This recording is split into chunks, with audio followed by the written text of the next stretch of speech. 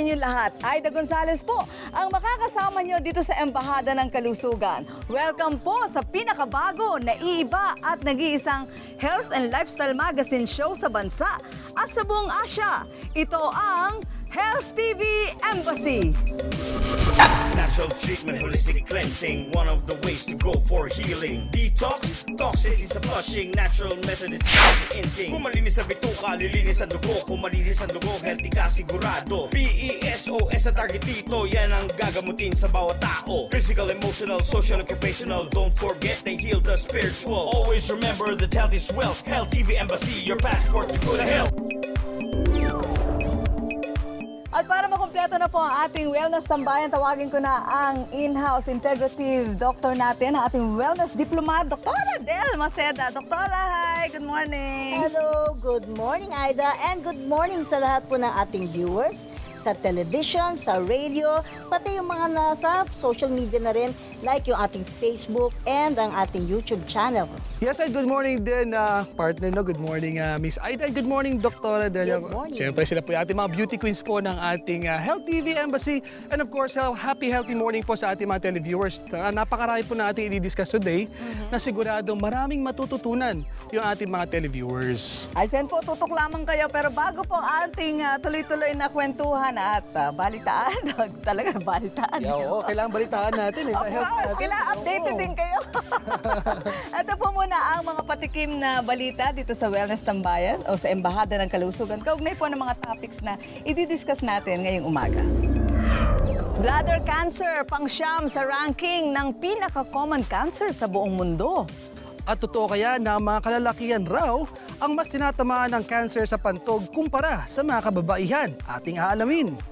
Mineral drops sa may zeolite, laking ginhawa raw sa mga taong nakakaranas ng hirap sa pag-ihi, ipapatak na anytime. Inuming tubig na may sangkap na vitamins and minerals na galing pa sa Mount Fuji sa Japan, ating titikman. Ituturo din ang mga magandang gulay na pang-juice na mabisa para mapangalagaan ang ating mga kidneys. Iba't ibang hugis at kulay ng kidney stones na nakuha sa mga tao, ipapakita na. At ipakikilala din namin kung sino sila Mr. and Mrs. Vegetarian. Ang lahat ng yan ibibida ngayon na dito sa Health TV Embassy. Ayon po sa research, pang-siyam ang bladder cancer na pinaka-common na cancer sa buong mundo. Yun, Dok, ha? At sinasabi na ito raw mga kalalakihan ay mas mataas ng 4 na beses kumpara sa mga kababaihan na magkaroon ng tsansa na magka-bladder cancer. Tapos, Dok, ang sinasabi pa rin sa nabasa ko, sigarilyo pa rin ang number 1 na, yung unang-unang factor na dahilan para magkaroon ka ng bladder cancer? Yes, siya pa rin ang kilalang Bakit, Doc? na factor. Kasi ang lalaki pa rin ang pinakamarami ng mga naninigarilyo. Diba? Pero ang matatanong mo, bakit bladder cancer? Hindi naman yung naninigarilyo yung ating pantog, di po ba? Okay? Pero kasi kung we have to be reminded that tuwing tayo ay maninigarilyo, ang chemicals ng sigarilyo pupunta syempre sa baga. And then, papasok din yan sa dugo. Pagdating sa kidney, i-filter din siya doon. So, pagdating sa pantog, doon din siya magsesettle. So, kung mas marami ka pa rin toxin ng sigarilyo, mas malaki pa rin ang chance mo ng bladder cancer. Okay. So, ayan. Ako, natuto na naman tayo nun. kami, mga layman, di ba, Doc? Pero, kumusulta pa rin tayo sa eksperto para alamin pa po yung iba pang mga signs and symptoms na dapat tandaan ng ating mga listeners at ng ating mga televiewers.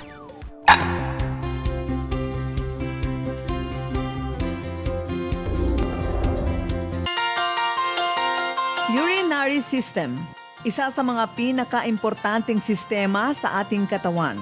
Kaya naman marapat na ito ay ingatan dahil malaki ang function nito sa ating pang-araw-araw na buhay. Ang urinary system, ito yung organ system sa katawan natin na namamahala sa paglabas ng mga dumi sa dugo through the urine. It's excreted as urine. Yun yung tinatawag natin urinary tract. Ito yung ginagampanan ng kidneys. Sasalain niya yung mga dugo sa ugat at saka ilalabas yung mga dumi sa dugo na lalabas itong ihi.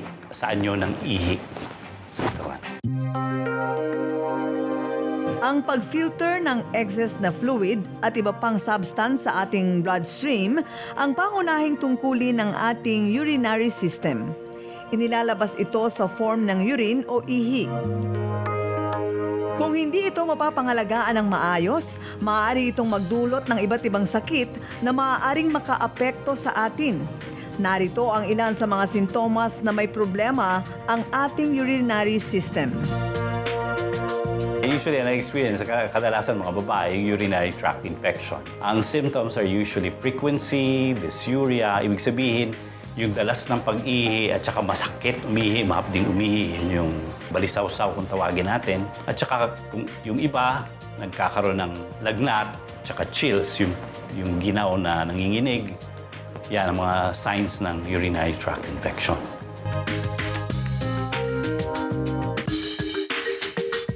Ang ordinaryong balisawsaw o madalas na pag-ihi ay hindi dapat ipagwalang bahala. Maaring ito ay mag-ugat sa iba pang sakit na makakaapekto din sa ating mga kidney. Symptoms naman ng kidney stones, usually may dugo yung ihi. Mayroon dugo sa ihi at saka nananakit yung mga tagiliran ng pasyente. Lalo na pag ang stone ay nasa ureter o nasa kidney, magkakaroon ng pananakit sa tagiliran na minsan kumakalat papuntang groin area sa singit, sa itlog ng mga lalaki at saka sa kalahating puwerta ng babae. Yun ang mga senyale na baka ito ay bato. At minsan may kasamang dugo yung ihi. Ayon pa sa mga doktor, kinakailangan kumonsulta agad sa espesyalista upang hindi na lumala ang maliliit na problema. Dagdag pa ni Dr. Kahukom, traidor ang sakit na ito. Ang simptomas kasi na ito, yung pagsakit nito, pasumpong-sumpong yan. Pwedeng dumating, pwedeng nawawala.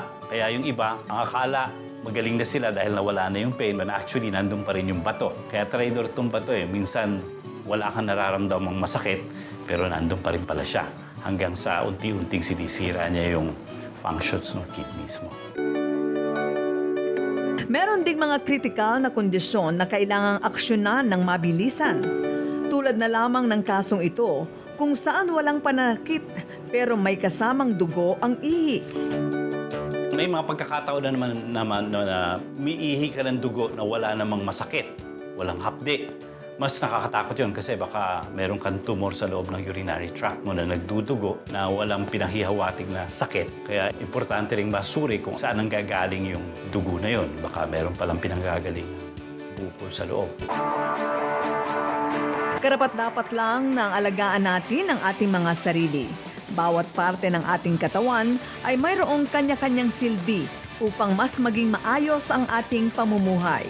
Kaya naman kung nakakaranas na ng alinman sa mga nabanggit ni Dr. Julius, narito ang kanyang payo. Kung gano'n, andun yung mga symptoms na yun, it's best to see a doctor for the proper treatment. Not necessarily a urologist. Any general practitioner or any doctor can treat a simple urinary tract infection. But if you're having fever and chills, that's not a good sign, or that's a sign that you should really seek a professional help to give you the proper treatment. Kasi pwedeng kumalat yung infection sa katawan na tinatawag nating sepsis or septicemia, which is very critical. Yung sinasabi mong kung kailan critical, yun ay isang critical part mo.